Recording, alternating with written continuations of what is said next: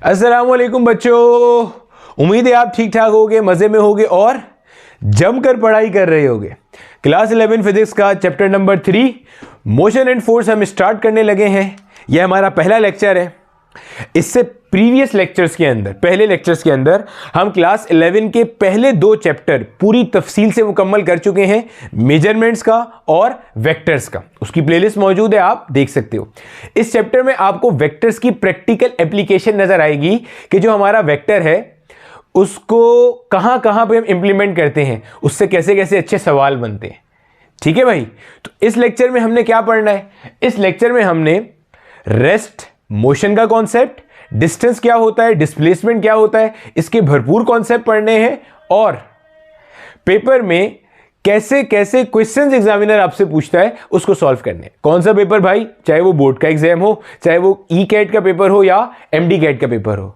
शुरू करें भाई, चलो हेडिंग लगा लो, motion and force lecture number 1। और वही सारी की सारी इंस्ट्रक्शंस हैं। लेक्चर आपने एक गो में देखना है, दरमियान में कोई डिस्ट्रैक्शन नहीं आनी चाहिए। जहां बोला जाए वीडियो पॉज करके सवाल सॉल्व करो, तो वहां आपने ये काम करना है। ठीक है, मेरा नाम बिलाल ज़िया है और ये मेरा और आपका एक छोटा सा चैनल है जिसके ऊपर हमने फिजिक्स पढ़नी है। ठीक है, चलो शुरू करते हैं। अच्छा बेटे, इसके ऊपर के ये क्या लिखा हुआ है पे आने से पहले हम जरा 2 टर्म्स को समझते हैं। ये 2 टर्म्स आपने अक्सर सुनी होगी कि कोई बॉडी रेस्ट में है या कोई बॉडी मोशन में है, कोई बॉडी रुकी हुई है या कोई बॉडी चल रही है। अब आज हमने देखना है कि क्या हम आज तक इन टर्मिनोलॉजीज को सही से समझे भी हैं या नहीं, क्योंकि इस पर्टिकुलर चैप्टर में इन टर्म्स का बहुत अहमियत है। देखो भाई, बचपन से आज तक हम पढ़ते आए हैं कि रेस्ट से क्या मुराद होती है। अगर कोई भी बॉडी सराउंडिंग के लिहाज से जगह तब्दील ना करे तो वो बॉडी किस में होगी? रेस्ट में। मतलब ये मार्कर मेरी हथेली पे रखा हुआ है, अब मैं सराउंडिंग हूं, मार्कर मेरा ऑब्जेक्ट है, ऑब्जेक्ट सराउंडिंग के लिहाज से जगह तब्दील नहीं कर रहा, पहले भी यही था, अब भी यही है, अब भी यही है, अब भी यही है, तो मैं कहूंगा मार्कर कैसा है? रेस्ट में है। कैलकुलेटर मेरे सामने टेबल पे रखा हुआ है, कैलकुलेटर मेरे लिहाज से, कैलकुलेटर अलमारी के लिहाज से, कैलकुलेटर शेल्फ के लिहाज से, सराउंडिंग के लिहाज से जगह तब्दील नहीं कर रहा, फासला एक जैसा है। मतलब अभी मैंने फासला नापा उतना ही है, थोड़ी देर बाद नापूंगा फिर वही होगा, थोड़ी देर बाद नापूंगा फिर वही होगा, तो मैं कहूंगा कैलकुलेटर कैसा है? रेस्ट में है।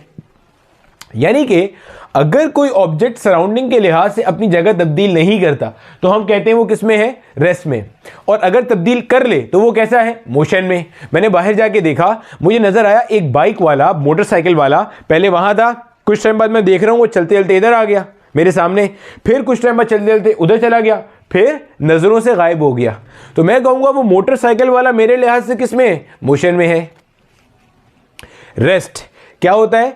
अगर कोई object, if any object does not change its position with respect to the surrounding, body is said to be in a state of rest. ये स्टेट है। इसी तरह से if a body changes the position with respect to surrounding, तो body क्या कहलाएगी? In a state of motion.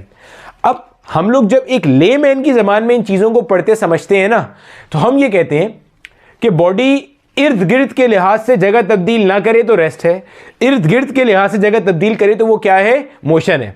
Physics के अंदर जो सराउंडिंग होती है वो बड़ा एक स्पेसिफिक टर्म होता है और उसको हम फ्रेम ऑफ रेफरेंस कहते हैं। समझना जरा, फ्रेम ऑफ रेफरेंस क्या होता है। देखो बेटे, आप सब ने ये चीज पढ़ी होगी, नहीं तो मैंने वेक्टर्स में भी पढ़ाई थी, कि हमारे पास 3 कोऑर्डिनेट एक्सिस होते हैं, एक्स, वाई, जेड। ये तीनों कोऑर्डिनेट एक्सिस मेरा बेटा कुछ इस तरह के होते हैं। ठीक है, कुछ इस तरह के होते हैं। ये एक्स होता है, ये वाई है और ये आउटसाइड जो आ रहा है ये जेड है। अगर ये प्लस एक्स है तो इधर क्या होगा? Minus X. ये प्लस वाई है तो नीचे क्या होगा? Minus Y. बाहर प्लस जेड है तो अंदर क्या होगा? Minus Z. हमने किसी भी पॉइंट को ग्राफिकली डिफाइन करना होता है तो हम इन्हीं 3 एक्सिस की मदद से डिफाइन करते हैंगे, इन्हीं 3 एक्सिस की मदद से डिफाइन करते हैं। याद आ रही है ये बात? तो आप याद रखिएगा। अब जरा समझना बात को गौर से। अब मिसाल के तौर पे मुझे यहां पे कोई पॉइंट डिफाइन करना है। अब आप ये मान के चलोगे कि मैं जहां खड़ा हुआ हूं ना भाई, वो ओरिजिन है। वो क्या है? ओरिजिन है।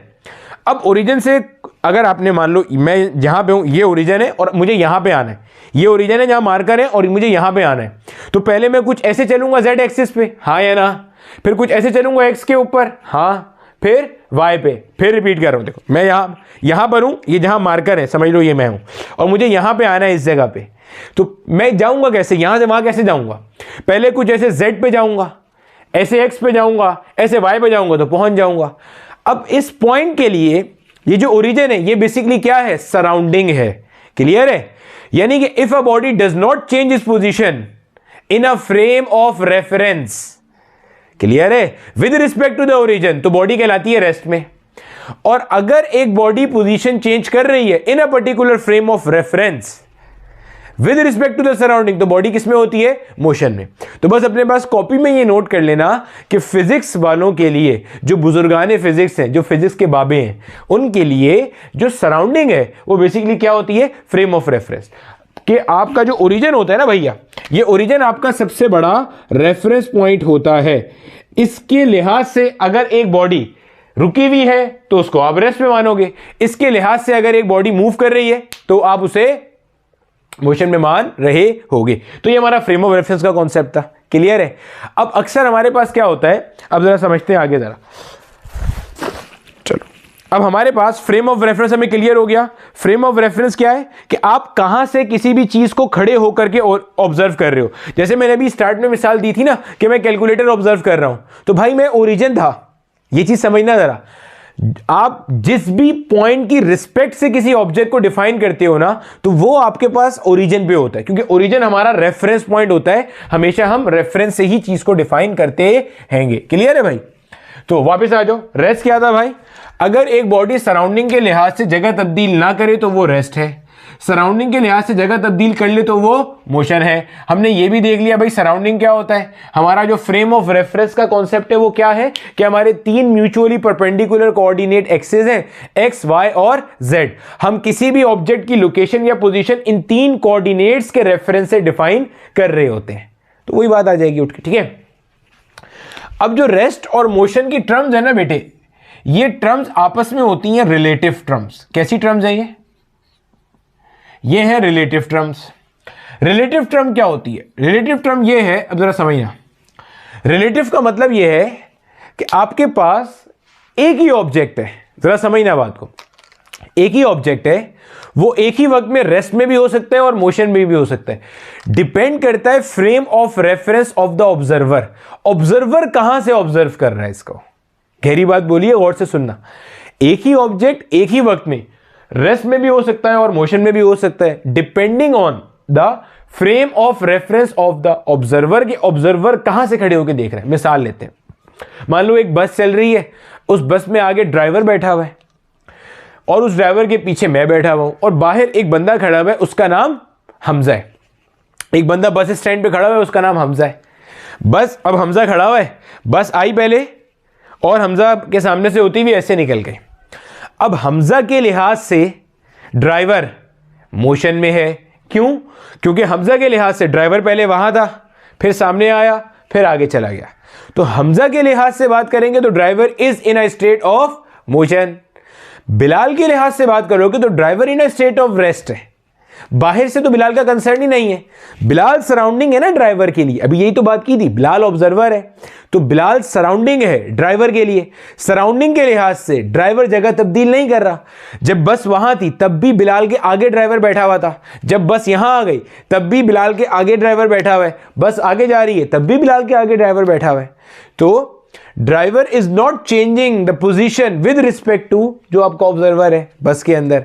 तो बस के अंदर वालों के लिहाज से ड्राइवर रेस्ट में है, बाहर वाले के लिहाज से ड्राइवर मोशन में है। तो इसलिए हम कहते हैं rest and motion are relative terms. That is one body that is in a state of rest for one observer may appear to be in a state of motion for the other observer। तो 3 points लिखवा दिए। पहला, body surrounding के लिहाज से जगह तब्दील ना करे तो वो रेस्ट, जगह तब्दील कर ले तो वो मोशन। तीसरा, surrounding is equal to the frame of reference. Frame of reference वो जो 3 आपके कार्टेशियन कोऑर्डिनेट्स हैं उनकी मदद से आप डिफाइन करते हो। ऑब्जर्वर कहां मानते हो? ऑब्जर्वर को मानते हो कि वो किधर है? ओरिजिन के ऊपर है। चौथा पॉइंट, रेस्ट और मोशन आपस में क्या है? रिलेटिव टर्म्स है। एक ही बॉडी एक ही वक्त में रेस्ट में भी हो सकती है और मोशन में भी हो सकती है, depending on the frame of reference of the observer. सही है भाई। इससे हम ये भी कह सकते हैं कि दुनिया भर में there is no absolute rest और मोशन। दुनिया में कोई एब्सोल्यूट रेस्ट या मोशन नहीं है। एब्सोल्यूट क्या होता है भाई? एब्सोल्यूट वो होता है जिसको आप किसी से कंपेयर ना कर सको। एब्सोल्यूट क्या होता है? जिसको आप किसी से कंपेयर ना कर सको।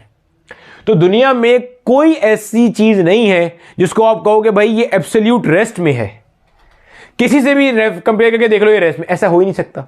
कोई भी बॉडी एक के लिहाज से रेस्ट में होगी, दूसरे के लिहाज से मोशन में होगी। जैसे अगर मैं अभी कुर्सी पे बैठ जाऊं ना, कुर्सी पे बैठ जाऊं और आप मुझे देख रहे हो, तो आपके लिहाज से मैं रेस्ट में हूं।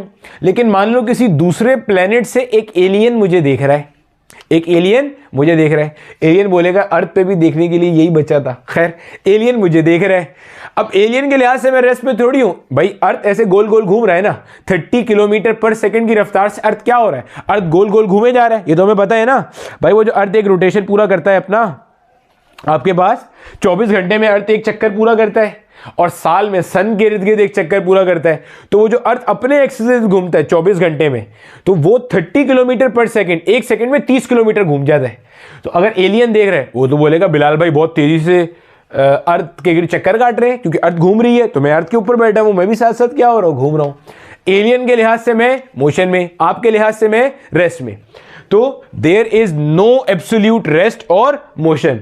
Everything in the universe is in a state of rest और motion with reference to a particular observer। दुनिया भर में ऐसे ही चलता है हिसाब किताब, ठीक है। यहां तक का पॉइंट क्लियर हो गया। अब यहीं पे देखो मेरा बेटा, एक चीज और समझ लो। यही जो मैंने अभी आपका कोऑर्डिनेट सिस्टम वाला कॉन्सेप्ट बताया था ना, उसमें क्या था? अब देखो इधर, ये सपोज कर लो मेरा बेटा x है, ये मेरे पास y है और ये मेरे पास z है। अब मान लो मैंने यहां पे एक कोई पॉइंट मार्क कर दिया, ठीक है, ये पॉइंट मार्क कर दिया। अब ये ओरिजिन है। ओरिजिन से यहां तक जाने के लिए आप क्या करोगे? ओरिजिन से यहां तक जाने के लिए आप पहले x पे कुछ फासला कवर करोगे, हाँ या ना? फिर आप y पे कुछ फासला कवर करोगे। मान लो x पे आपने फासला कवर किया 3 कदम का, y पे आपने फासला कवर किया लेट से 7 कदम का, और आप अपने मतलब की जगह पे पहुंच गए। सही है। अब ए वो पॉइंट है जिसको आप ऑब्जर्व कर रहे हो, और कहां से ऑब्जर्व कर रहे हो? ओ से ऑब्जर्व कर रहे हो, क्योंकि ओ आपका क्या है? ओरिजिन। जरा बात को समझना गौर से। तो आपने क्या करा? आपने टाइम t इक्वल 0 पे नोट किया। देखो फिजिक्स में हम जब भी कभी टाइम t इक्वल 0 कहते हैं ना, इसका मतलब इनिशियली, इसका मतलब क्या है? इनिशियली मतलब अभी एक्सपेरिमेंट स्टार्ट हुआ है। क्लियर है भाई? मान लो एक गाड़ी कराची से हैदराबाद जा रही है। अब जब उसने 50 किलोमीटर अपना सफर कर लिया, अब मैं अपना न्यूमेरिकल शुरू करता हूं कि car is running at a speed of this much kilometre at time t equals 0। तो फिजिक्स की कहानी वहीं से शुरू होगी जहां पे आपने अपनी कहानी शुरू करी है। क्लियर है? उससे पहले क्या होता रहा वो आपका कंसर्न नहीं है। तो टाइम t इक्वल 0 का मतलब क्या है? जब एक्सपेरिमेंट स्टार्ट हुआ आपके लिहाज से। आपने टाइम t इक्वल 0 पे पॉइंट ए के कोऑर्डिनेट्स नोट करें, तो वो कह रहा है 3,7। एक्स पे कितना चलना पड़ा? 3, और वहां पे y पे कितना चलना पड़ा आपको? 7। क्लियर हो गई? यहां तक हमें ये बात समझ में आ गई। अच्छा, अब जरा गौर से समझना यहां पे बात को। हम रेस्ट और मोशन ना डिफाइन कैसे करते हैं, जरा ये समझा रहा हूं। आपने 2 सेकंड के बाद, यानी कि टाइम t इक्वल्स 2 पे नोट किया, यानी कि दूसरी ऑब्जर्वेशन आपने कब ली? टाइम t इक्वल्स 2 पे। आपको दोबारा से कोऑर्डिनेट क्या मिले? 3,7। आपने क्या करा? स्टार्ट में जब भी आपने ऑब्जर्वेशन ली, जब भी मतलब मान लो मैंने अभी ली, तो वो टाइम t इक्वल 0 हो गया। अब से 2 सेकंड बाद क्या हो जाएगा? Time t equal 2। मैंने दोनों बार इसके कोऑर्डिनेट लिए, तो जो जिस ऑब्जेक्ट को मैं ऑब्जर्व कर रहा था वो पहले भी यही था कि मुझे उस तक पहुंचने के लिए 3 कदम यहाँ, 7 कदम यहाँ जाना था। 2 सेकंड के बाद भी वही था। तो मैं कहूंगा ये ऑब्जेक्ट कैसा है? इन 2 सेकंड में ये ऑब्जेक्ट ओ के लिहाज से कैसा रहा? रेस्ट में रहा, क्योंकि इसने सराउंडिंग के लिहाज से अपनी जगह तब्दील नहीं करी। ये होता है concept of frame of reference. तो फ्रेम ऑफ रेफरेंस में जो आपके पैरामीटर्स होते हैं ना भैया, वो होते हैं एक्स, वाई, जेड और टी। याद रखिएगा ये चीज कि हम जब भी कभी किसी बॉडी को रेस्ट या मोशन में डिफाइन करते हैं, वो इन पैरामीटर्स की बेस पे कर रहे होते हैं कि इस पर्टिकुलर टाइम पे इस तक पहुंचने के लिए एक्स, वाई, जेड की ये वैल्यूज थी। कुछ टाइम के बाद अगर उस पॉइंट तक, उस ऑब्जेक्ट तक पहुंचने के लिए एक्स वाई जेड की सेम वैल्यूज है तो वो रेस्ट में है, लेकिन अगर वैल्यू सेम नहीं है तो वो मोशन में है। अब ये गहरी वाली बात, डेफिनेशन समझ में आ गई।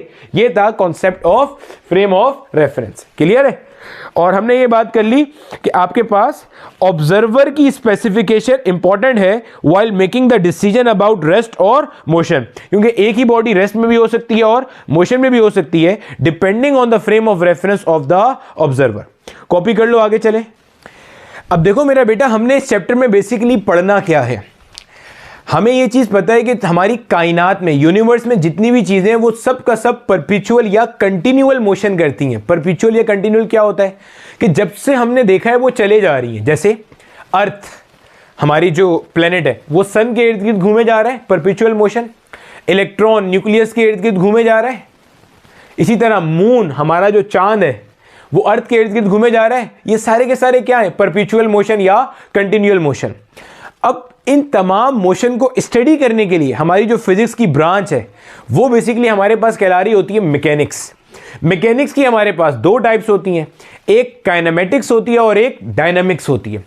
ये जो हमारा चैप्टर है इसके अंदर पहले हम लोग जो लेक्चर्स लेके चलेंगे वो काइनेमेटिक्स के होंगे, आगे जाके डायनामिक्स आ जाएगा।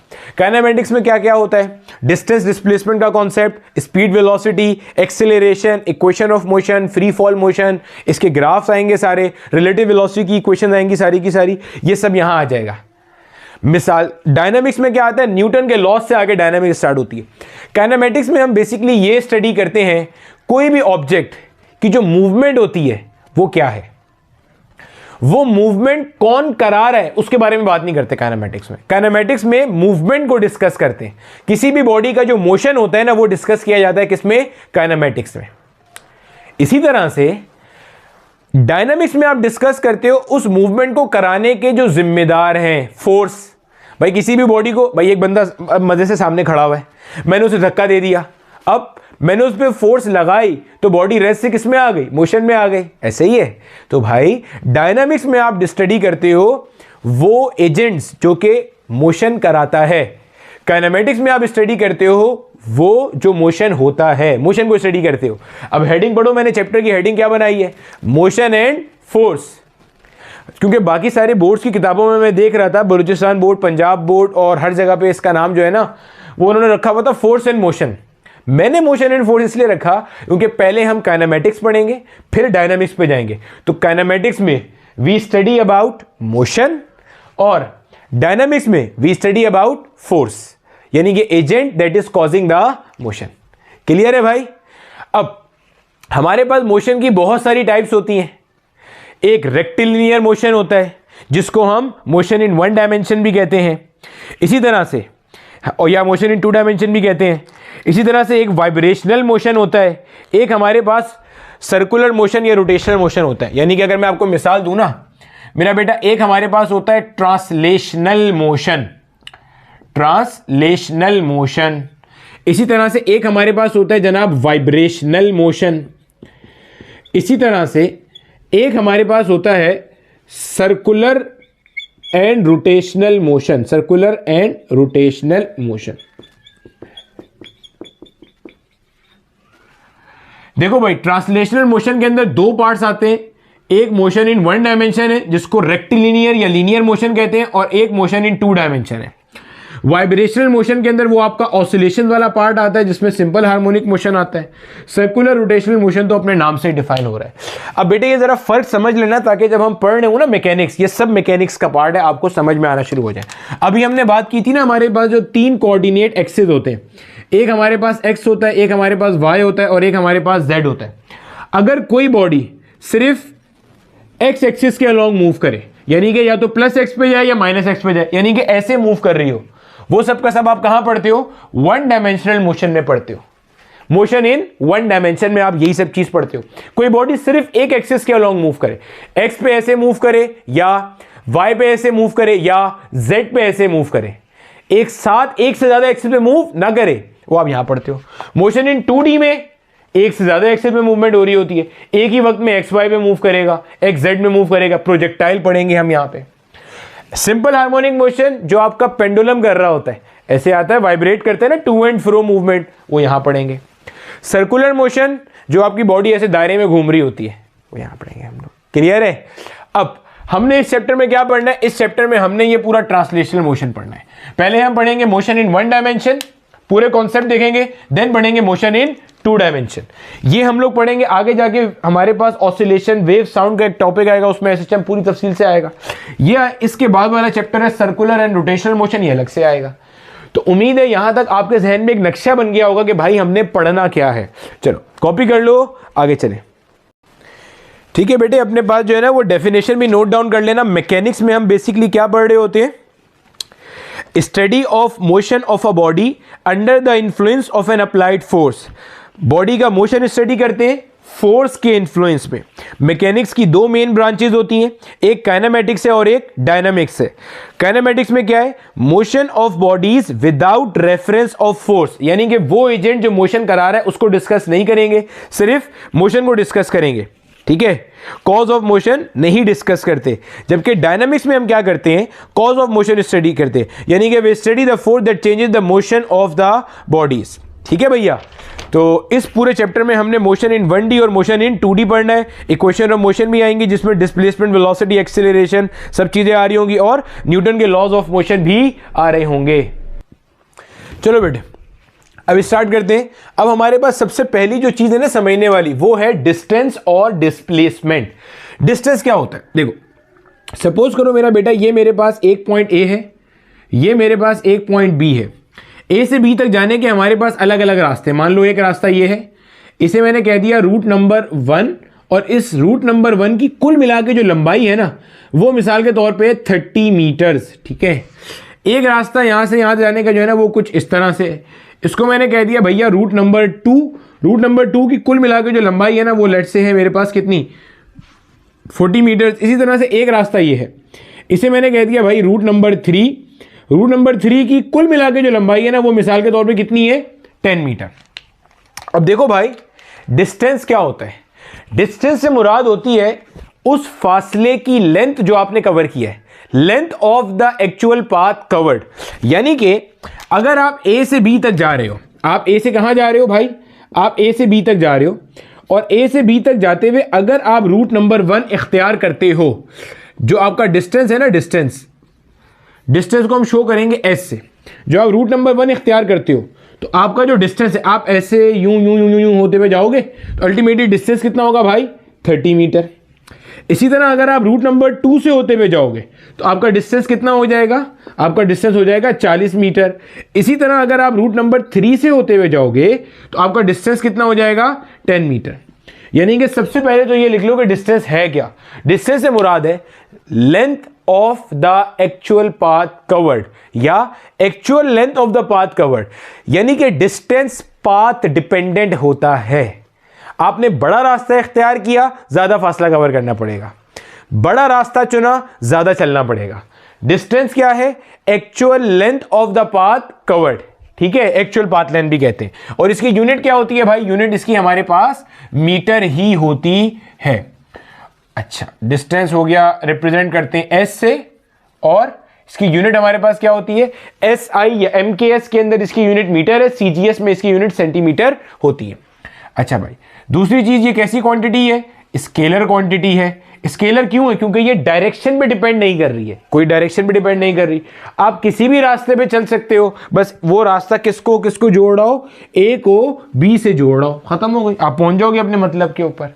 अगर मैं बोलूंगा भाई इसकी डायमेंशन क्या होगी, तो डायमेंशन निकालना हम ऑलरेडी सीख चुके हैं। इसकी डायमेंशन होगी m power 0 l power 1 t power 0, क्योंकि स्केलर की यूनिट क्या है? मीटर, और मीटर की डायमेंशन क्या होती है? l। तो m पावर 0 मतलब 1, t पावर 0 मतलब 1। तो ये हो गया भाई हमारे पास डिस्टेंस। अब समझते हैं जरा डिस्प्लेसमेंट क्या होती है। कॉन्सेप्ट समझना जरा। देखो भाई, डिस्प्लेसमेंट को शो करेंगे इससे, और भी तरह से शो करते हैं लेकिन फिलहाल इससे शो करेंगे। ऊपर एरो लगा दिया, यूनिट इसकी भी मीटर है, एमकेएस एसआई में, सीजीएस में सेंटीमीटर है। ये वेक्टर है। वेक्टर का मतलब क्या होता है? वेक्टर का मतलब होता है इसके पास मैग्नीट्यूड भी होगा और डायरेक्शन भी होगा। दोनों पे बात करते हैं अभी। डायमेंशन जो है वो इसकी भी क्या होगी, m पावर 0, l पावर 1 और t पावर 0।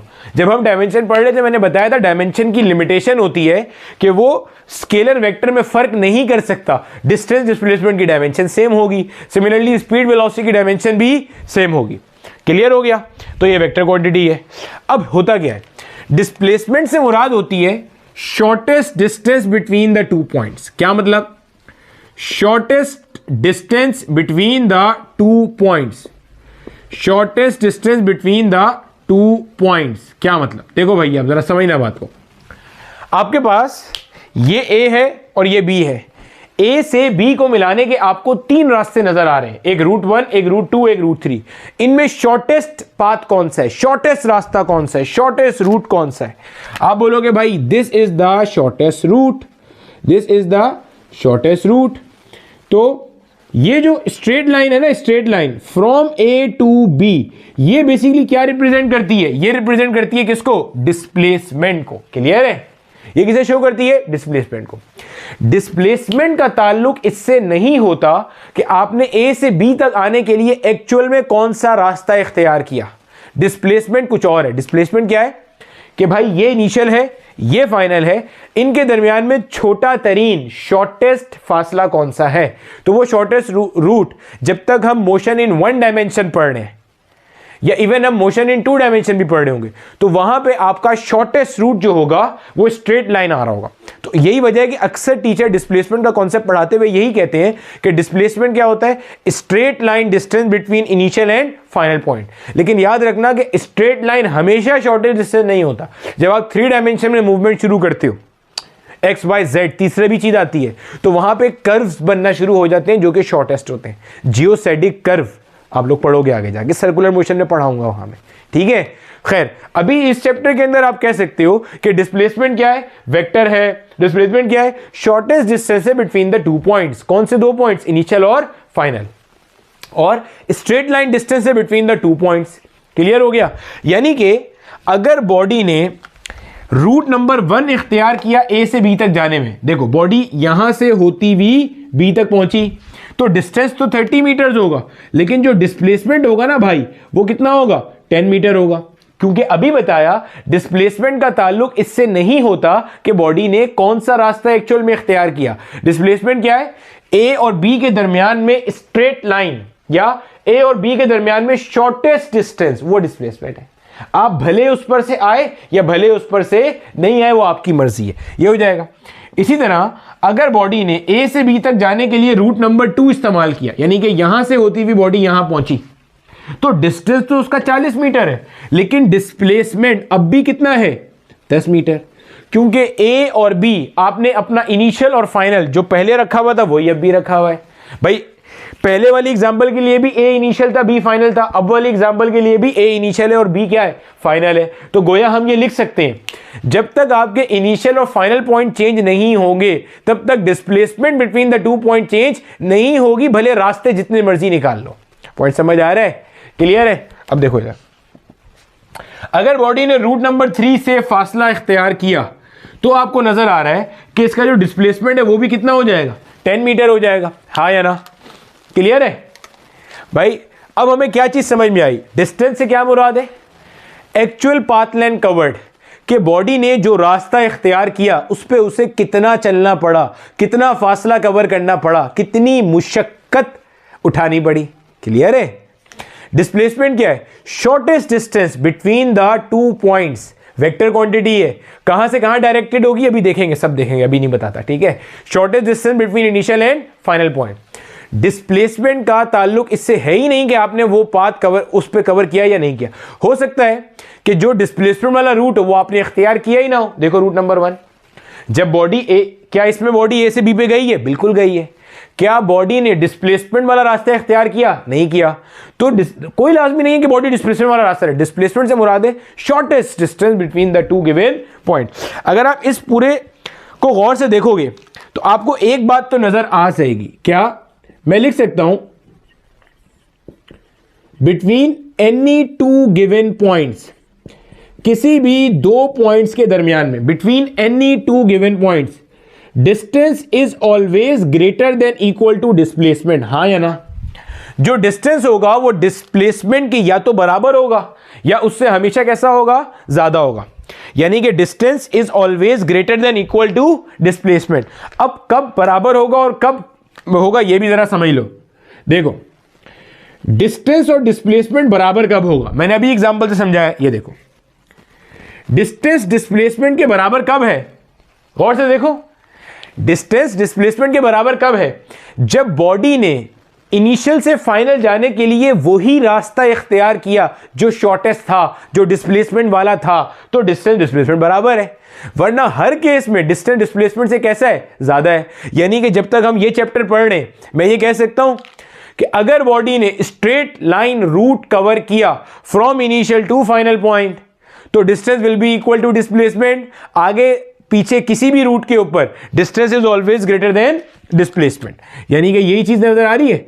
अगर बॉडी ने वही रास्ता इख्तियार किया कि जो स्ट्रेट लाइन है या जो शॉर्टेस्ट है, तो डिस्टेंस डिस्प्लेसमेंट बराबर होगा। अदरवाइज डिस्टेंस हमेशा ज्यादा होगा और डिस्प्लेसमेंट हमेशा कम होगी। क्लियर है यहां तक, कॉपी कर लो इसको, आगे चलें।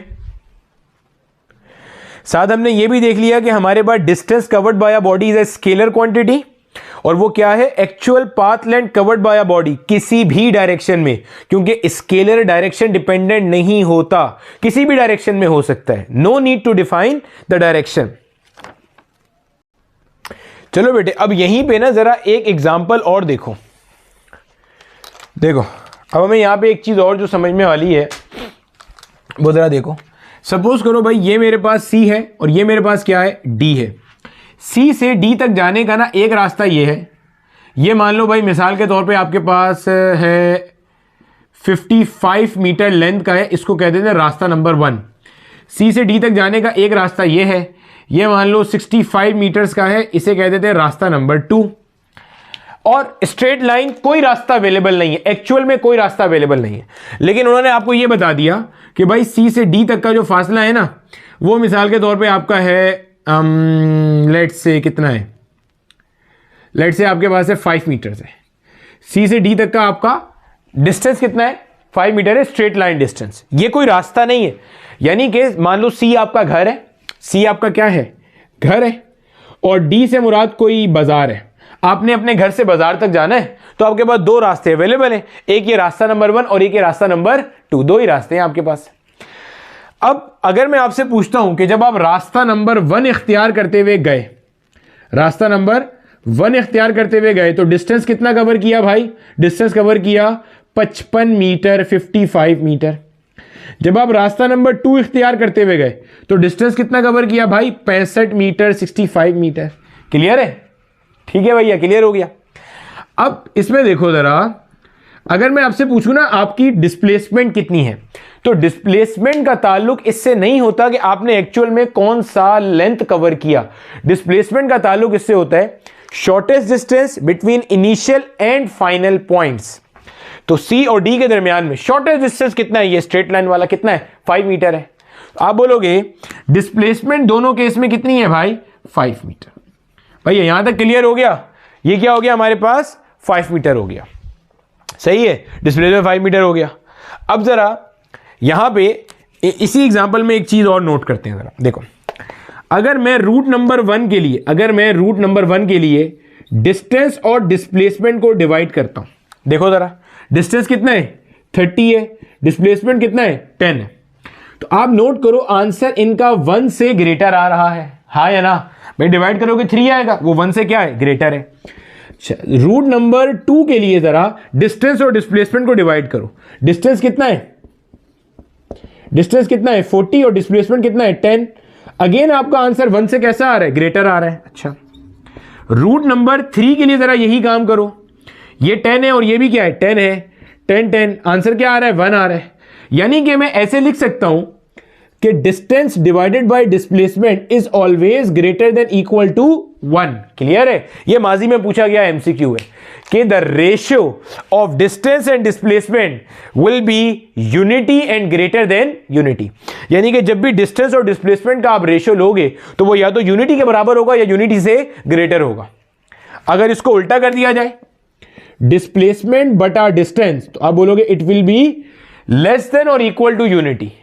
इसमें भी distance upon displacement equal to 1 कब होगा? जब शॉर्टेस्ट डिस्टेंस के ऊपर ही एक्चुअल लेंथ कवर करिए। ग्रेटर देन 1 कब होगा? जब डिस्टेंस बड़ा होगा, डिस्प्लेसमेंट छोटा होगा, और वो तब होगा जब शॉर्टेस्ट के अलावा किसी पे कवर किया है। यहां पे भी वही सीन है। क्लियर है? समझ में आती है सारी चीजें?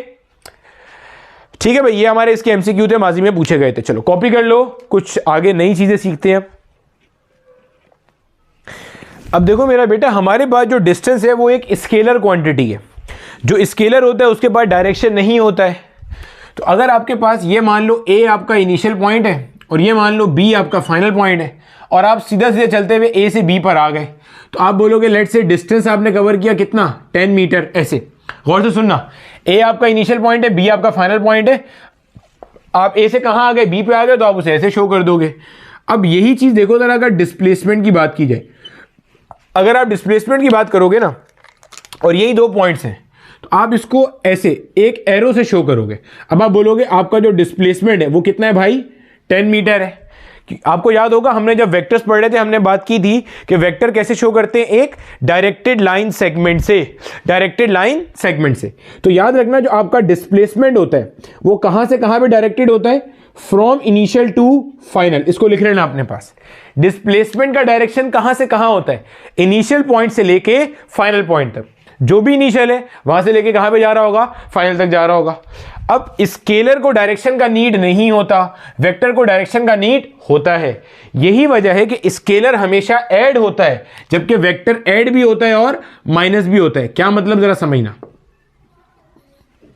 देखो, वेक्टर जो आपका होगा ना, डिस्प्लेसमेंट आपका पॉजिटिव भी होगा और नेगेटिव भी होगा। क्या मतलब? जरा मैं कॉन्सेप्ट रिवाइज कर दूं। देखो,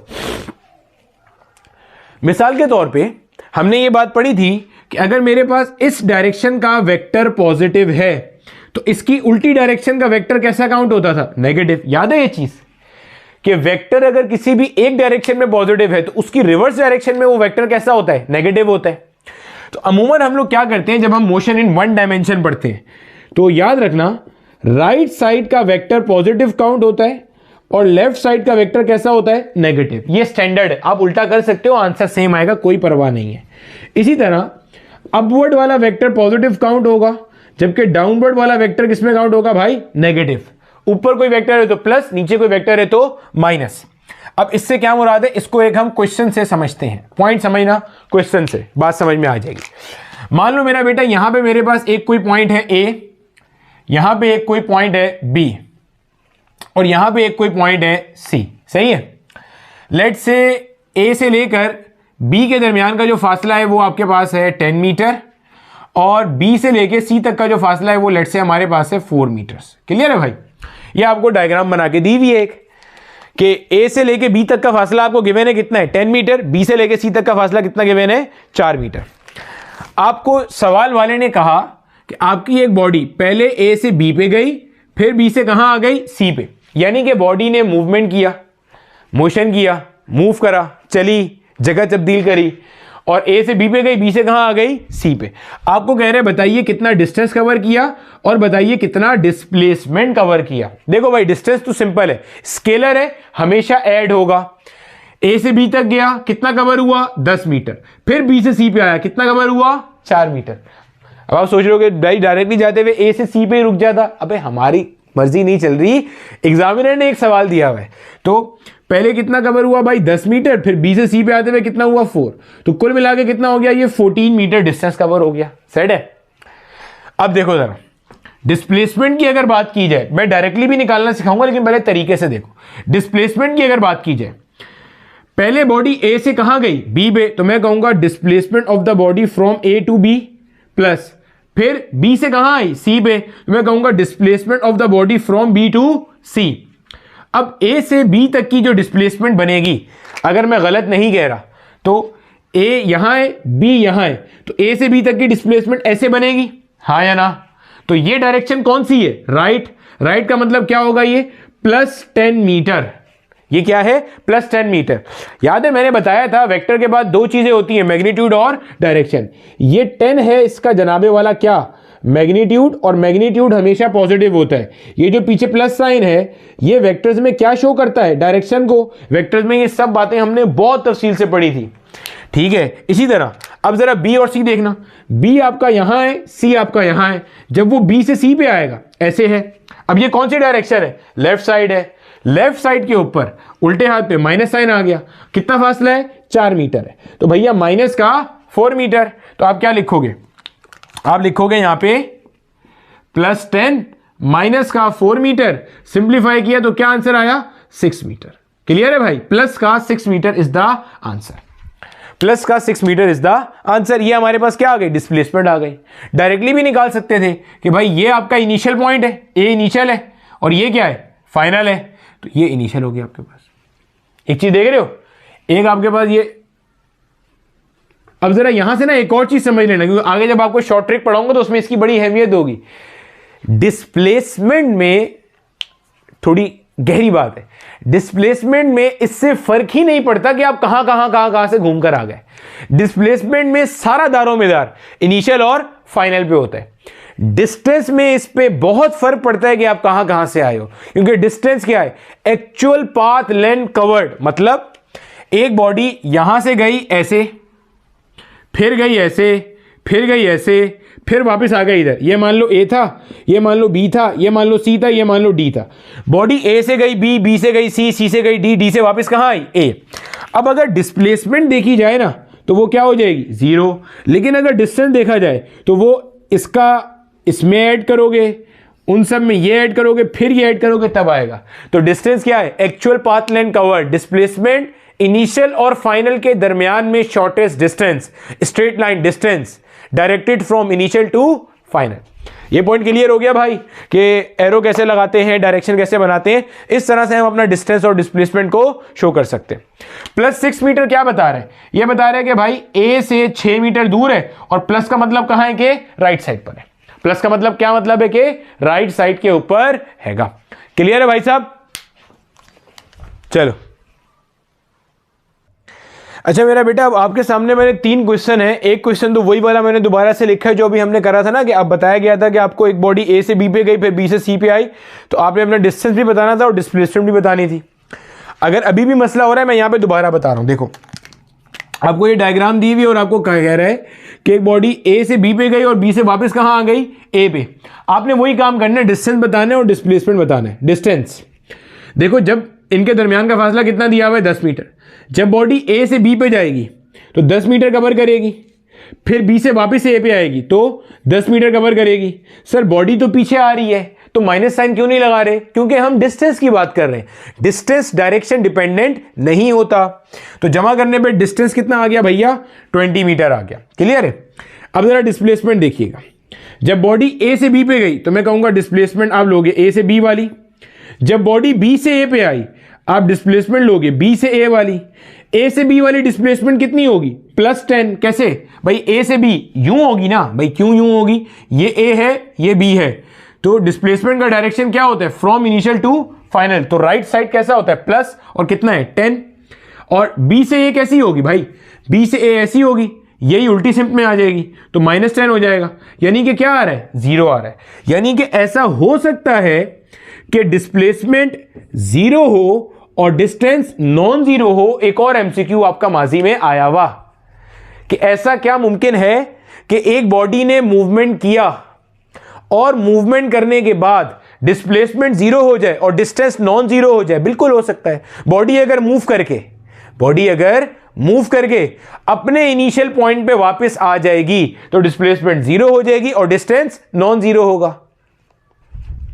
बॉडी अगर मूव करके अपने इनिशियल पॉइंट से सीधे हाथ पे रुक जाए तो डिस्प्लेसमेंट पॉजिटिव हो जाएगी और डिस्टेंस तो तब भी नॉन जीरो होगा। क्या बोला, बॉडी यहां थी और मूवमेंट करने के बाद किसी ऐसी जगह पे जाके रुक जाए जो इससे सीधे हाथ पर है तो डिस्प्लेसमेंट पॉजिटिव मानी जाएगी। कैसे, देखो बॉडी पहले यहां थी, ए से कहां गई बी पे, बी से कहां आई सी पे, तो बॉडी जहां जाके रुकी है वो अपने से राइट साइड पे रुकी है, तो आप बोलोगे डिस्प्लेसमेंट कैसी होगी, इसमें पॉजिटिव होगी। अगर बॉडी अपने से उल्टे हाथ पे आके रुक जाती तो डिस्प्लेसमेंट कैसी होती, नेगेटिव होती। आपके जितने ये कॉन्सेप्ट्स अच्छे होंगे ना, ग्राफ समझने में उतनी हेल्प होगी, ये चीज याद रखिएगा। इसलिए मैं बिल्कुल बारीक बारीक कॉन्सेप्ट भी सारे पढ़ा रहा हूं, कोई चीज छोड़ नहीं रहा। अब यहां देखो, ए से बी के दरमियान का फासला 10 है, ए से सी के दरमियान का फासला क्या है, 4 मीटर। आपको दे रहा है बॉडी ए से बी पे गई और बी से सी पे आई। जरा पहले डिस्टेंस निकाल लो। जब ए से बी पे जाएगी तो 10 मीटर, हाँ या ना भाई, ए से बी पे गई तो 10 मीटर।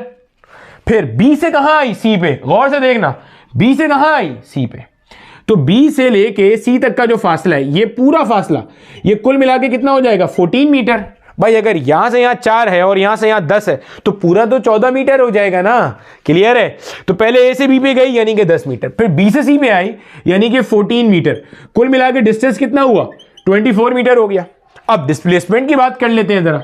डिस्प्लेसमेंट क्या होगा, ए से कहां गया, बी पे, यानी कि आप बोलोगे टोटल डिस्प्लेसमेंट कैसे आएगा, पहले आप लिखो displacement from A to B, then आप लिखोगे displacement from B to C. A से बी की डिस्प्लेसमेंट कितनी है, इस डायरेक्शन में, क्यों भाई, ये ए है ये बी है, तो डिस्प्लेसमेंट ये बनी। तो ये वाला डायरेक्शन कौन सा है, राइट, राइट कैसा है, पॉजिटिव है भैया, राइट कैसा है, पॉजिटिव। तो आप बोलोगे यहां +10 आया। अब क्या बोल रहे हैं, बी से सी, बी यहां है सी यहां है, यानी कि ये ऐसे बन जाएगा, ऐसे बनेगा, इधर सिर्फ बनेगा, तो माइनस का 14 मीटर, तो 10 में से 14 निकाल दिया तो माइनस का 4। माइनस साइन क्या शो कर रहा है, माइनस साइन ये शो कर रहा है कि पूरी कार्रवाई करने के बाद जो फाइनल पॉइंट है वो इनिशियल से उल्टे हाथ पे है, कहीं कितना, 4 मीटर उल्टे हाथ पे, देख लो। ये आपका इनिशियल था क्योंकि आपने सफर यहां से शुरू किया था, और ये क्या है, फाइनल है क्योंकि आपने सफर यहां खत्म किया है। तो इनिशियल के मुकाबले में फाइनल पॉइंट उल्टे हाथ पे है तो डिस्प्लेसमेंट नेगेटिव, इनिशियल के मुकाबले में फाइनल पॉइंट सीधे हाथ पे है तो डिस्प्लेसमेंट पॉजिटिव। इनिशियल और फाइनल एक ही है, इनिशियल और फाइनल एक ही है तो डिस्प्लेसमेंट 0। ये सब एमसीक्यूज हैं भाई, लिख लेना अपने पास, क्लियर है। यानी कि हमें समझ में आ गया कि डिस्टेंस चूंकि स्केलर क्वांटिटी है वो हमेशा ऐड होती है। तो अगर एक बॉडी मूव कर रही है तो उसके लिए जो डिस्टेंस है इट कैन नेवर बी 0, कभी भी 0 नहीं होगा, या नेगेटिव भी नहीं हो सकता during the motion of an object. ठीक है, लिख लेना, value of the distance can never be 0 और negative during the motion of an object. जबकि जो आपका डिस्प्लेसमेंट है, अगर एक बॉडी मूव कर रही है तो उसके लिए वो पॉजिटिव भी हो सकता है, नेगेटिव भी हो सकता है और 0 भी हो सकता है, depending on the initial and final point. अब मेरा बेटा हमारे सामने एक क्वेश्चन बना हुआ है, उस क्वेश्चन को देखो जरा। आपको कह रहा है कि आपके पास एक बॉडी जो थी वो ए से बी पे गई एंड देन बी से कहां आ गई, सी पे, और आपको ये फिगर दी हुई है। आपको कह रहा है कि आपने इसके अंदर इसका डिस्टेंस और डिस्प्लेसमेंट बताना है। कोई मसला ही नहीं है, हम आराम से निकाल सकते हैं। देखो भाई, करने के इसको बहुत सारे तरीके हैं। एक तरीका जो मैं आपको रिवाइज करा देता हूं ताकि आपके लिए आगे भी जाकर के जिंदगी आसान हो जाए। देखो भाई साहब, हमने कुछ चीजें पढ़ी हुई हैं पहले से, उसको देख लो जरा। वेक्टर्स में हमने पढ़ा था कि हमारे पास ये वाली जो साइड होती है इसको हम आई कैप से शो करते हैं क्योंकि ये पॉजिटिव एक्स है। इस साइड को हम -x आई कैप से शो करते हैं क्योंकि ये नेगेटिव एक्स है। ऊपर वाला हमारा +j कैप होता है जो कि +y है, ये हमारा -j कैप होता है। आउटसाइड हमारा +k कैप होता है और इनसाइड हमारा -k कैप होता हैगा। अगर आपको याद होगा ना, हमने एक चीज पढ़ी थी इसके अंदर, जो अगर मैं आपको बनाकर भी दिखा दूंगा यहां पे तो और अच्छा हो जाएगा। देखो, अब जरा समझिएगा बात को, यहां पे बना के दिखा रहा हूं आपको। देखो देखो भाई, हमें ये चीज पता है, हम लोग जब डेली रूटीन में अपनी डायरेक्शन स्पेसिफाई करते हैं ना, ये हमारा नॉर्थ होता है, ये साउथ होता है, ये ईस्ट होता है और ये वेस्ट होता है। बेटा इसको समझ लेना जरा गौर से। देखो यहां बना रहा हूं मैं, ये नॉर्थ है, ये साउथ है, ये ईस्ट है और ये क्या है, वेस्ट है। अब देखो, अब इसके लिए ये गौर से नजर आ रहा है ना, यहां से देख लो, ये देखो जैसे, ये जो ईस्ट है ना भाई, ये आई कैप है, ये वेस्ट -i कैप है, ये +j कैप है और ये -j कैप है। अब अगर मैं इस व्हाइट बोर्ड को, अच्छा इसके लिए ऐसे जो आउटसाइड होगा वो +z होगा यानी कि k कैप होगा और इनसाइड -k कैप होगा। अगर मैं इसको ऐसे ले आऊं, इस व्हाइट बोर्ड को ये ऐसे ले आया, भाई जाहिर है जब तुम कॉपी में देख रहे हो तुम्हें तो ये अपने सामने, मुझे तो ये अपने सामने ऐसे दिखेगा ना, मुझे तो ये ऐसे दिख रहा है, यानी कि मेरे लिए सामने की तरफ नॉर्थ होगी। क्लियर है? अरे भैया, जब आप करते हो, जब आप अपनी डेली रूटीन में अपना कंपास यूज करते हो तो कंपास क्या बोलते हैं, नॉर्थ ऊपर है। अबे कंपास बावला थोड़ी है, नॉर्थ ऊपर कहां बताता है, अपवर्ड होता है, ये डाउनवर्ड होता है। कंपास के लिए, हमारे लिए डेली रूटीन में आगे नॉर्थ होता है, मिसाल दे रहा हूं, पीछे क्या होता है, साउथ, वो क्या है ईस्ट, वो क्या है वेस्ट। क्लियर है? यानी कि अगर मैं लेट से ऐसे, वो नॉर्थ, वो ईस्ट, वो वेस्ट और वो पीछे क्या है, साउथ। अब ये देखो जरा, अगर मैं इसको ऐसे अपने सामने रखता हूं ना, ये नॉर्थ है, ये पीछे साउथ, ईस्ट वेस्ट, ये जो z एक्सिस था वो क्या होगा, अपवर्ड, ये क्या होगा, डाउनवर्ड। तो कंफ्यूज नहीं करना। इस तरह नॉर्थ साउथ के लिए जे कैप, ईस्ट वेस्ट के लिए आई कैप, अपवर्ड डाउनवर्ड के लिए के कैप। क्लियर है भाई? अब जरा देख लो इसके अंदर क्या करना है। देखो भाई, जब आप डिस्टेंस के ऊपर जाओगे ना, तो डिस्टेंस बेसिकली क्या है आपका, आप पहले ए से बी पे गए यानी कि एस ए बी, फिर बी से सी पे गए यानी कि एस बी सी। क्लियर है? अब क्या करना है भाई, ये 3 है और ये क्या है हमारे पास 4 है, 3 + 4 कितना हो गया 7 मीटर, ये डिस्टेंस आ गया। अब अगर हम डिस्प्लेसमेंट की बात करें, तो टोटल डिस्प्लेसमेंट कैसे आती है, इंडिविजुअल डिस्प्लेसमेंट्स को जमा करके। हमें पता है अगर आपने एक पॉइंट तक जाने के लिए डिफरेंट इंडिविजुअल डिस्प्लेसमेंट करी है, तो आप उन सारी इंडिविजुअल डिस्प्लेसमेंट्स को ऐड करोगे तो आपकी टोटल डिस्प्लेसमेंट आ जाएगी। यानी कि आप पहले ए से कहां गए भाई साहब, बी पे गए, फिर बी से कहां गए आप भाई साहब, सी पे गए। ठीक है भैया? अब देखो, जब आप ए से बी पे गए, ये डायरेक्शन है, ये डायरेक्शन कौन सी है, प्लस आई कैप वाली, तो ये क्या आ रहा है 3 आई कैप। फिर आप यूं गए, ये कौन सी डायरेक्शन है, एन जे कैप वाली, नॉर्थ है ना, तो क्या बन जाएगा ये प्लस का 4 जे कैप। ये आपके पास इसकी डिस्प्लेसमेंट आ गई। अब आपको क्या चाहिए, आपको इसका हजम चाहिए, यानी कि आपको इसका मैग्नीट्यूड चाहिए। मैग्नीट्यूड कैसे निकालते थे, वेक्टर्स में सीखा था, √x² + y²। x क्या है, i के पीछे लिखा हुआ है 3, y क्या है, j के पीछे लिखा हुआ है 4²। यही चीज मैंने आपको rectangular component method of vector addition में भी करना सिखाई थी, न्यूमेरिकल बताए थे, इस तरह से आते हैं। 3 का स्क्वायर क्या होता है 9, 4 का स्क्वायर क्या होगा 16, 9 + 16 25, 25 का रूट लेंगे तो क्या आएगा 5, यानी कि डिस्प्लेसमेंट क्या आ रही है 5 आ रही है। और आप इसका बना भी सकते हो भाई, ये होगी डिस्प्लेसमेंट। क्यों भाई, आज की क्लास में पढ़ा ना। ये आपके पास क्या है, ये आपके पास इनिशियल पॉइंट है, ये क्या है, ये मेरे पास फाइनल पॉइंट है। डिस्प्लेसमेंट क्या होती है, इनिशियल से लेकर फाइनल तक का स्ट्रेट लाइन या शॉर्टेस्ट डिस्टेंस। तो this is the shortest distance which is 3 I cap + 4 J cap. बहुत सारे टीचर्स इसको वेक्टर के कॉन्सेप्ट से हट कर डायरेक्टली भी करा देते हैं। डायरेक्टली कैसे होगा भाई, ये स्ट्रेट लाइन बना ली आपने कि ये डिस्प्लेसमेंट है। अब ये राइट एंगल ट्रायंगल नजर आ रही है, तो राइट एंगल ट्रायंगल में आप पाइथागोरस थ्योरम लगा देना। पाइथागोरस थ्योरम क्या होगा, √x² + y², तो मसला हल हो जाएगा, आपका आंसर आ जाएगा। क्लियर है? मसला वेक्टर के बगैर सॉल्व करने में यह है कि राइट एंगल ट्रायंगल में तो आप पाइथागोरस थ्योरम लगा लोगे, बगैर राइट एंगल ट्रायंगल के क्या करोगे। इसलिए बेहतर है कि वेक्टर के कॉन्सेप्ट क्लियर रखो ताकि वेक्टर को ऐड करना आता जाए वहीं से ही। क्लियर है भाई? इसलिए वेक्टर्स इतनी तफसील से हमने सीखा था। तो ये एक सवाल था माजी में आया, बता, कॉपी कर लो, आगे चले।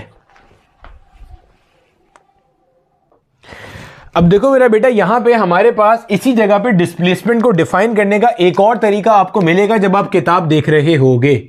वो हमारे पास क्या है भाई, देखो, ये मान लो मेरे पास एक एक्स एक्सिस है, ये मान लो एक वाई एक्सिस है, यहां पे एक कोई पॉइंट है और यहां पे एक कोई पॉइंट है। ठीक है? यहां मान लो मेरे पास एक कोई पॉइंट है जिसका नाम ए पॉइंट है, यहां पे मेरा कोई पार्टिकल रखा हुआ था, और ठीक है, ये कोई पॉइंट बी है। इसका जो पोजीशन वेक्टर है वो मेरे पास है RA। पोजीशन वेक्टर क्या होता है, कोई भी ऐसा वेक्टर जिसका काम ओरिजिन से उस पॉइंट तक की लोकेशन डिफाइन करना है, वो क्या कहलाता है, पोजीशन वेक्टर। ये ओरिजिन है, ये ओरिजिन हो गया। ठीक है? इसी तरह यहां का पोजीशन वेक्टर क्या हो गया भैया, RB हो गया। क्लियर है? अब मान लो ए से ये जो था ऐसे मूव करता करता करता कुछ इस जगह पे आ गया। क्लियर है? ए से मूव करके भाई ए पे मेरा कोई ऑब्जेक्ट था, अब वो ए से कहां आ गया, बी पे आ गया। मैं फिर रिपीट कर रहा हूं भाई, ए कोई पॉइंट है जिसको डिफाइन करने के लिए मेरा पोजीशन वेक्टर है RA। बी कोई पॉइंट है जिसको डिफाइन करने के लिए मेरा पोजीशन वेक्टर क्या है, RB। ए पे मैंने कोई अपना ऑब्जेक्ट रखा हुआ था, यानी कि ए मेरा इनिशियल पॉइंट था। ए से वो ऑब्जेक्ट किसी वजह से मूव करके कहां आ गया, बी पे आ गया। अब अगर मुझे डिस्प्लेसमेंट डिजाइन करनी है तो क्या मैं कह सकता हूं कि जो डिस्प्लेसमेंट होगी वो बेसिकली ये होगी जो मैं ग्रीन मार्कर से शो कर रहा हूं, हाँ या ना, यही होगी ना भाई।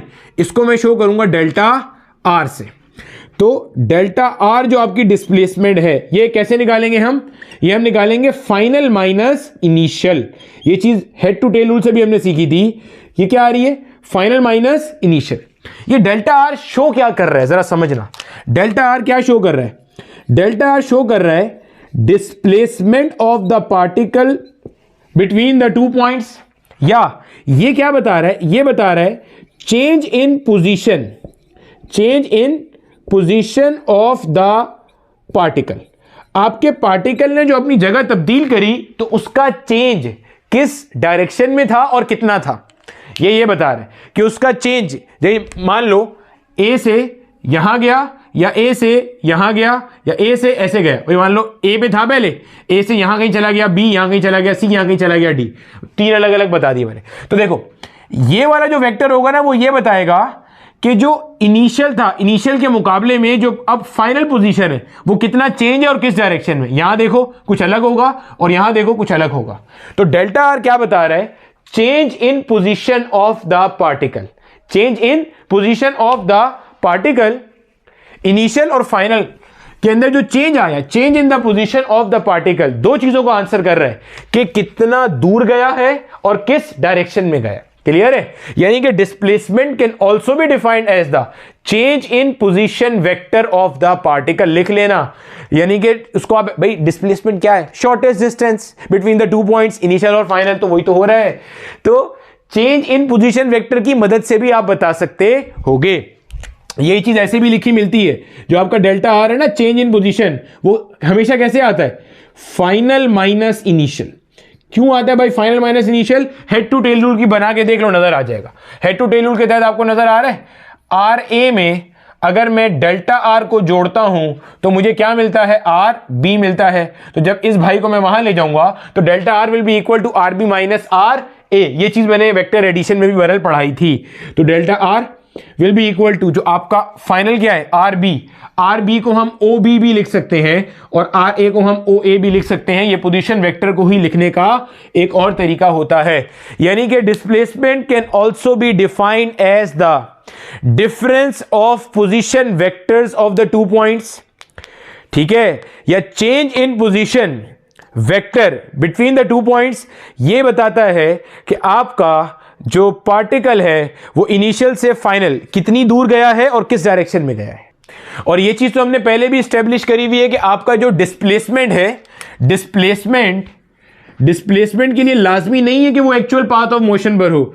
Displacement may be different from the path of motion, ये भी हम पढ़ चुके। Displacement may be different from the path of motion. जैसे अभी आप यहां देखोगे तो डिस्प्लेसमेंट ग्रीन मार्कर शो कर रहा है और ये जो ब्लैक है ये एक्चुअल पाथ ऑफ मोशन है। तो भाई फर्क है, याद रखना है इस चीज को, कॉपी कर लो, आगे चले। अच्छा बेटे, अब हमारे पास कुछ 4 से 5 क्वेश्चन है, इसको सॉल्व करते हैं। अब भाई वही चीज आपने अपने जहन में रखनी है जो मैंने ऑलरेडी आपको बताई हुई है। क्या? North south J cap plus J cap minus J cap, east west plus I cap minus I cap, upward downward plus K cap और माइनस के कैप। क्लियर है? कहते हैं भाई person moves towards east 3 metre, east में गया भाई 3 metre, अच्छा east गया 3 metre, then north for 4 metre, 3 यहां चला गया, नॉर्थ में कितना गया भाई, ये 4 गया, then move vertically upwards, upwards कितना गया 5, मतलब ऐसे समझ लो ईस्ट में 3, देन नॉर्थ में 4, देन अपवर्ड कितना है 5 मीटर। आपने डिस्टेंस भी बताना है और डिस्प्लेसमेंट भी बताना है। भाई साहब डिस्टेंस निकालने के लिए तो आपने सिंपल ये करना होता है, इन सबको जोड़ दो उठा के, 3 + 4 + 5, ये तो बिल्कुल ही कोई बकरी कॉन्सेप्ट है ना। 3 और 4 कितना, 7, 7 और 5 कितना हुआ 12। तू तो हो जा भाई साइड पे, इसको भाई साइड पे कर दिया, डिस्टेंस हो गया। अब आता है डिस्प्लेसमेंट। डिस्प्लेसमेंट के लिए मैंने क्या बताया, total displacement will be the sum of individual displacements, पढ़ा है, वही हो जाएगा। ईस्ट का मतलब क्या है, आई कैप, यही वेस्ट होता तो -3 आई कैप।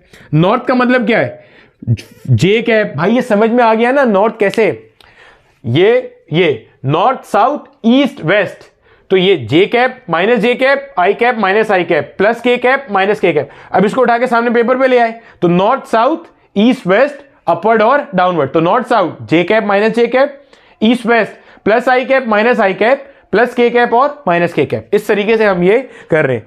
भाई फिजिक्स के अंदर चीजों को विजुअलाइज करना सीखो, जितना अच्छा विजुअलाइज करोगे रट्टे नहीं मारने पड़ेंगे। फिजिक्स दुनिया का आसान सब्जेक्ट है। अपवर्ड प्लस का 5 के कैप। अब क्या करना है भाई, अब डिस्प्लेसमेंट का मैग्नीट्यूड निकाल लो, बस सिंपल। सर हमें कैसे पता चलेगा कि ऐसे छोड़ना है या मैग्नीट्यूड निकालना है? ऑप्शन देख के। अगर कोई सवाल है पेपर में करने के लिए तो दोनों तरीकों से कर देना भाई। ये इसकी वेक्टर फॉर्म है, मैग्नीट्यूड क्या आएगा, √x² plus y² plus z²। जो i के पीछे है वो x है, j के पीछे वो y है, जो k के पीछे वो z है। 3 का स्क्वायर 9, 4 का स्क्वायर 16, 5 का स्क्वायर 25। 9 में 16 ऐड किया 25, 25 में 25 ऐड किया तो 50। 50 को मैं ऐसे लिख सकता हूं 25 मल्टीप्लाई बाई 2, हाँ या ना, 25 इंटू 2 लिख सकता हूं। 25 को रूट से बाहर निकाल दो तो क्या बचा, 5 बच गया। 5√2 मीटर्स।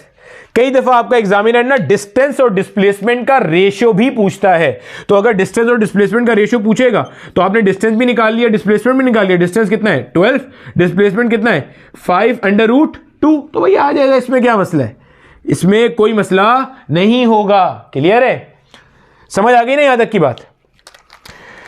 अच्छा जनाब, अब ये सवाल देखो, कहता है पार्टिकल मूव करता है कहां पे, 30 मीटर नॉर्थ। अच्छा भाई, नॉर्थ में हो गया 30 मीटर, 20 मीटर ईस्ट, ईस्ट में कितना हो गया 20 metre, and finally 30√2 metre in south waste.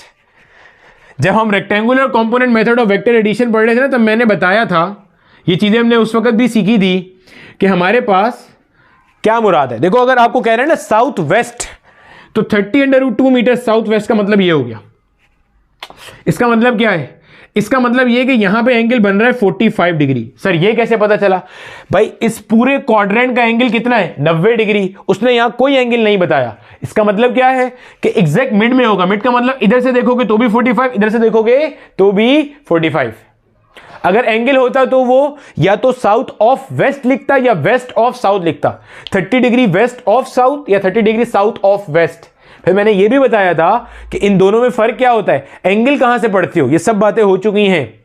अगर लिखा है ना 30 डिग्री साउथ, देखो मैं यहां बना के दिखा देते हैं। अगर लिखा है ना 30 degree south of west, of west का मतलब वेस्ट से एंगल लेना है 30 डिग्री का। अगर लिखा है ना 30 डिग्री वेस्ट ऑफ साउथ, इसका मतलब साउथ से 30 डिग्री का एंगल लेना है। क्लियर है, ये सब छोटी छोटी बातें जहन में रखना भाई, इसी से हमारे पास पेपर में ना चीजें आसान या मुश्किल हो रही होती हैंगी। ये बदल 45 डिग्री हो गया। अब क्या करना है भाई, अब अगर मैं इसके कंपोनेंट देखूंगा, वेक्टर्स स्ट्रांग होने चाहिए। एक कंपोनेंट ये रहा और एक कंपोनेंट ये रहा। भाई आप में से जो जो आगे मैकेनिक्स को एक्सेल करना चाहता है तो उसके लिए वेक्टर्स का स्ट्रांग होना जरूरी है। पॉसिबल नहीं है वेक्टर्स स्ट्रांग के बगैर ये सब करना।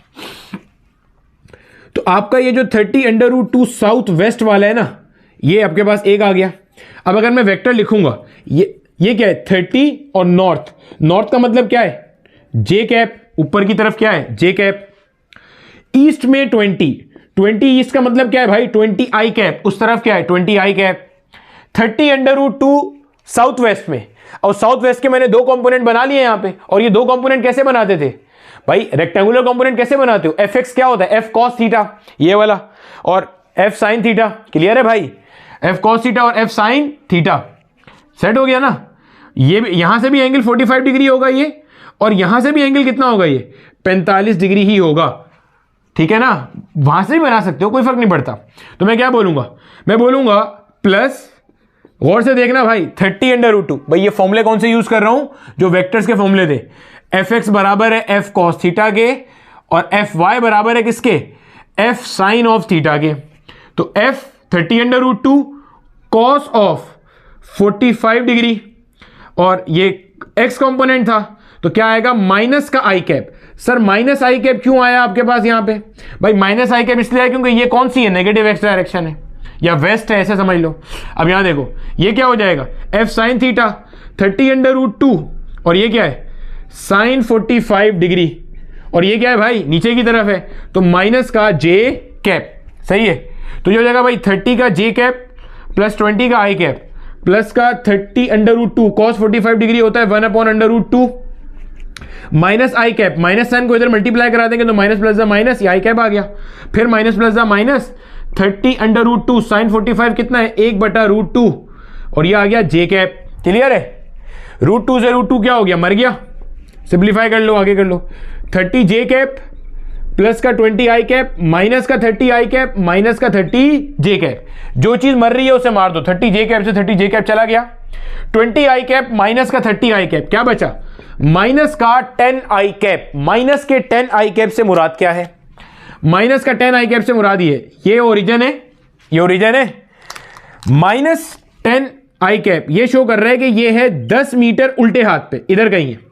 यानी कि आप बोलोगे जो आपका डिस्प्लेसमेंट है वो है 10 metre towards west, 10 metre towards waste.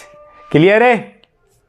मैंने आपसे प्रॉमिस किया था कि बिल्कुल कॉन्सेप्चुअल अंडरस्टैंडिंग के साथ सारे लेक्चर्स आएंगे।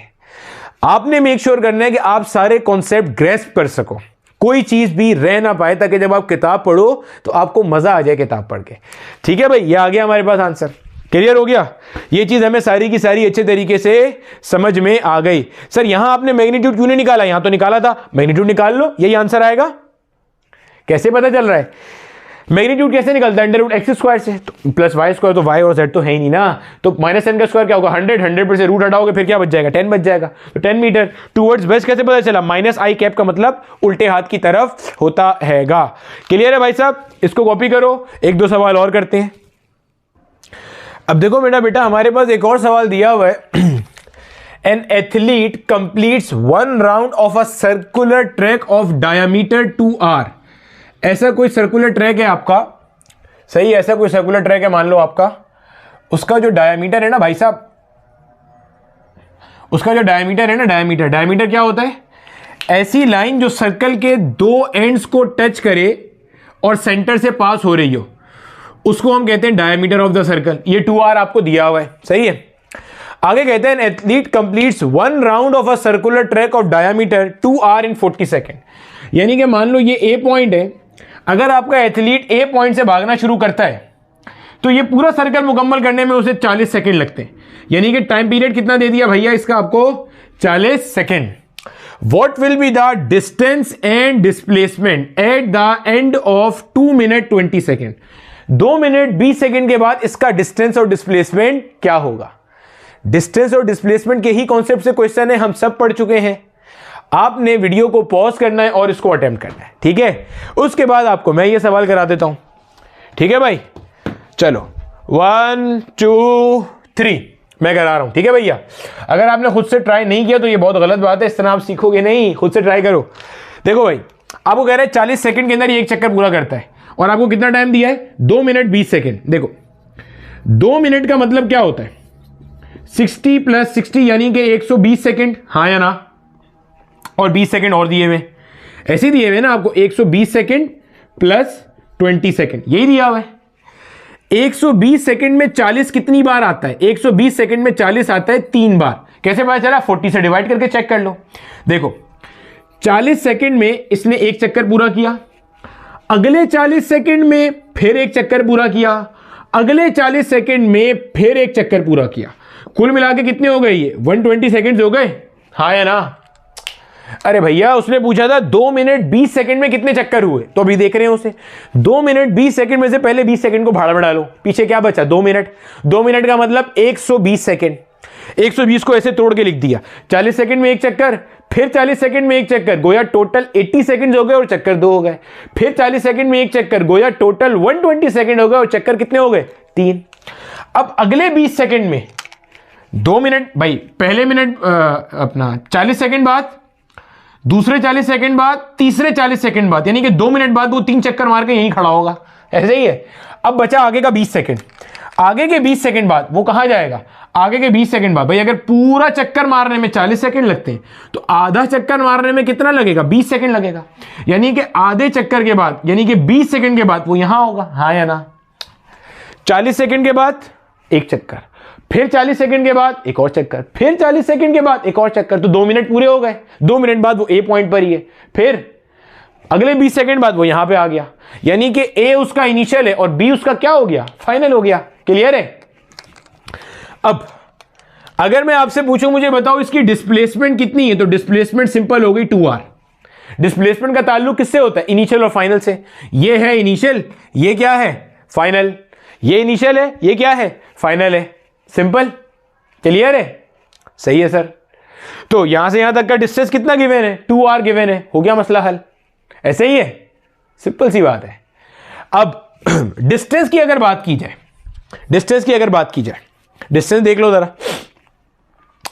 इसने टोटल चक्कर कितने मारे, टोटल चक्कर मारे इसने 3.5। सर और कोई आसान तरीका नहीं है निकालने का? और तरीका भी है आसान। कैसे? 3.5 चक्कर कैसे निकाले मैंने? 40 सेकंड में एक चक्कर, अगले 40 में एक चक्कर, 2 हो गए, अगले 40 में एक और चक्कर, 3 हो गए। 120 सेकंड में 3 चक्कर और 20 सेकंड में आधा चक्कर, तो 3.5 हो गए। डायरेक्ट कैसे निकालते? 2 मिनट का मतलब 120 सेकंड, 120 सेकंड में 20 ऐड कर लो, कितना है 140। एक चक्कर कितनी देर में मार रहे हैं? 40 सेकंड में। डिवाइड कर लो, 0 से 0 चला गया, 4 1 जा 4, 4 3 जा क्या हुआ 12, 14 में से 12 गया, 2 बचा, डेसिमल लगाया, 0 आ गया, 4 5 जा 20, 3.5 चक्कर मारे। क्लियर हो गया? अब देखो भाई, पहले चक्कर में जो डिस्टेंस इसने कवर किया वो इस सर्कल के सरकमफेरेंस के बराबर होगा। सर्कल की बाउंड्री का मेजरमेंट क्या होता है? सरकमफेरेंस। पहले चक्कर में 2 पाई आर, दूसरे में फिर 2 पाई आर, तीसरे में फिर 2 पाई आर, सिंपल। और आखिरी वाले में वो 2 पाई आर डिवाइडेड बाई 2, क्योंकि आखिरी वाले में सिर्फ आधा चक्कर मारा। ये पहले चक्कर का बाउंड्री, दूसरे की बाउंड्री की मेजरमेंट, तीसरे की मेजरमेंट, अगले वाले में ये आ गया। सिंप्लीफाई करा तो कितना आ रहा है? 2 + 2 4 + 2 6 और 1 7 पाई आर इसका क्या हो गया जनाबे वाला? 7 पाई आर इसका डिस्टेंस हो गया। क्लियर है? डायरेक्ट कैसे निकाल सकते थे? डायरेक्ट कैसे निकालते? एक चक्कर में कितना डिस्टेंस कवर कर रहा है? 2 पाई आर। टोटल चक्कर कितने मारे? 3.5। मल्टीप्लाई कर लो, 3.5 2 का कितना होता है? 7 पाई आर। क्लियर है भाई साहब? सेट है? अब आपने क्या करना है? आपका होमवर्क क्या है? आपका होमवर्क यह है कि आपने यही सवाल करना है। अगर वो 2 मिनट 40 सेकंड तक करता ये काम, अगर वो 2 मिनट 40 सेकंड तक करता, तो आपने ये चेक करना है कि इसका जो डिस्प्लेसमेंट है वो 0 आना चाहिए और जो डिस्टेंस है वो 8 पाई आर आएगा। वो क्या आएगा? 8 पाई आर। सिमिलरली ये तो आसान हो जाएगा। अगर 2 मिनट 10 सेकंड तक करता है, अगर 2 मिनट 10 सेकंड तक करता है, फिर आप देखोगे कि जो इसके चक्कर आ रहे हैं वो 3.25 आ रहे हैं चक्कर, क्योंकि वो यहां के बाद यहां कहीं जाके रुक जाएगा। जब यहां कहीं जाके रुक जाएगा ना, तो भाई ये देख लेना, ये डिस्टेंस r के बराबर है, ये डिस्टेंस r के बराबर है। ये जो डॉटेड लाइन होगी ना, ये आपकी डिस्प्लेसमेंट होगी। कैसे आएगी? पाइथागोरस थ्योरम लगा के, √r² प्लस r², यानी कि √2 मल्टीप्लाई बाय r इसकी डिस्प्लेसमेंट आ रही होगी। और जो डिस्टेंस है वो पहले चक्कर का 2 पाई आर, फिर 2 पाई आर, फिर 2 पाई आर, 6 पाई आर में आप ऐड करोगे 0.5 पाई आर, तो 6.5 पाई आर आपका आंसर आ रहा होगा उसमें। क्लियर है? ये वाला भी करना है। ये थोड़ा सा एक ट्रिकी क्वेश्चन होगा, बस आप देख लेना। 2 मिनट बाद तो वो यहीं पे होगा, अगले 10 सेकंड बाद वो यहां पे आ जाएगा। बस ये आपका फिर फाइनल पॉइंट होगा, ये आपका इनिशियल पॉइंट होगा। डिस्प्लेसमेंट क्या होती है? स्ट्रेट लाइन डिस्टेंस यहां से यहां तक का आ जाएगा। सेट है? ये आपको पता है कितना है? r है। ये भी आपको पता है कितना है? r है। तो ये कैसे आएगा? पाइथागोरस थ्योरम लगा के √2 प्लस परपेंडिकुलर स्क्वायर, तो √2 मल्टीप्लाई बाय r आ जाएगा। डिस्टेंस कैसे निकालोगे? एक चक्कर का 2 पाई आर, फिर 2 पाई आर, फिर 2 पाई आर, तो 6 पाई आर तो वो हो गया। ये 1/4 है, यानी कि 2 पाई आर को 4 से डिवाइड कर दिया, तो कितना आएगा? 0.5 पाई आर आएगा। ये करना है आपने, ठीक है? क्लियर है? एक सवाल और देखते हैं, उसके बाद इसको वाइंड अप करते हैं।